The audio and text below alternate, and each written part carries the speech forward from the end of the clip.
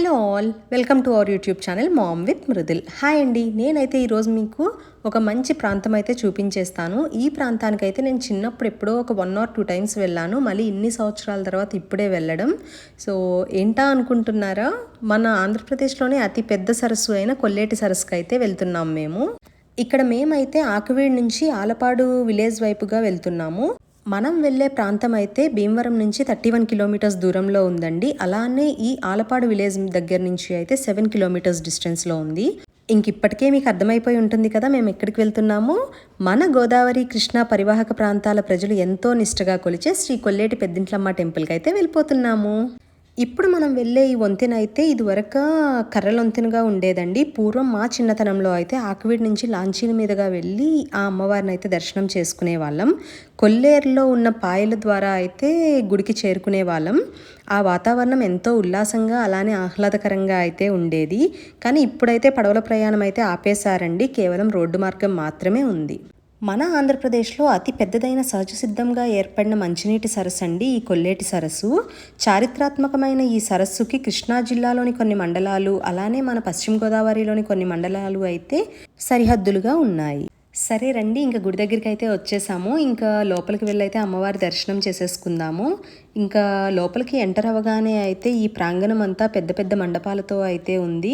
అలానే ఇరువైపులా దేవతా విగ్రహాలతో అమ్మవారు మనకి స్వాగతం పలుకుతున్నట్టుగా అయితే అనిపించింది. ఇక్కడైతే లోపల దేవాలయంలో జలదుర్గ అమ్మవారి విగ్రహం కూడా ఉంటుందంటండి. అలాగే ఇక్కడ మనకి శ్రీ కొల్లేటి పెద్దింట్లమ్మవారు అయితే 9 అడుగుల ఎత్తు కలిగి విశాల నేత్రాలతో పద్మాసన భంగిమలో అయితే మనకు కనిపిస్తారంట. అలానే ఇక్కడ మనకి పెద్దింట్లమ్మవారిని అయితే పార్వతీదేవి ప్రతిరూపంగా కూడా భావిస్తారంటండి.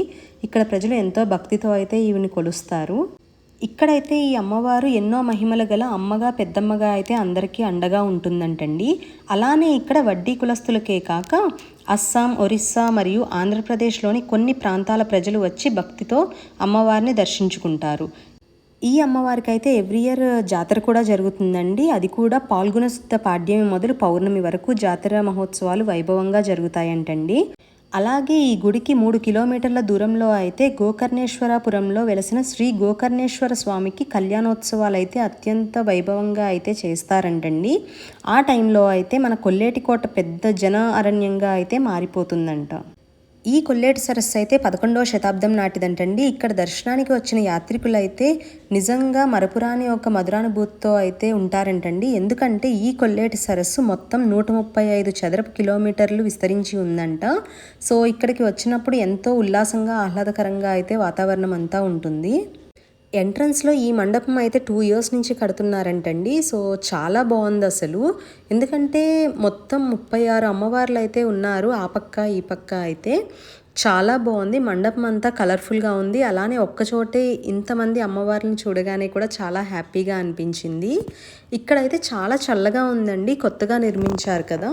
ఇంకా పిల్లలు అయితే చాలాసేపు ఆడుకున్నారు. అలానే అస్సలు వాళ్ళైతే చాలా టైంపాస్ చేశారనమాట.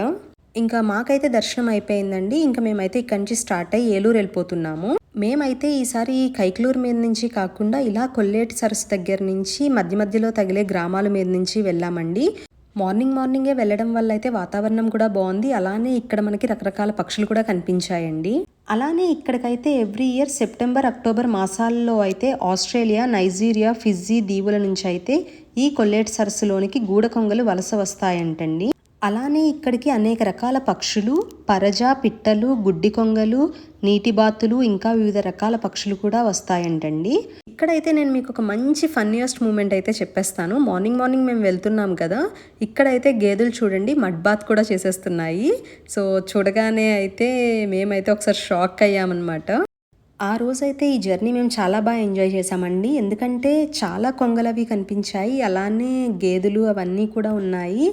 ఇంకా ఇక్కడైతే మేము ఒక చిన్న వీడియో తీసుకుందాం కదా అని చెప్పి రేష్విని పిలుస్తున్నాము. బట్ అదైతే అస్సలు కోఆపరేట్ చేయలేదు.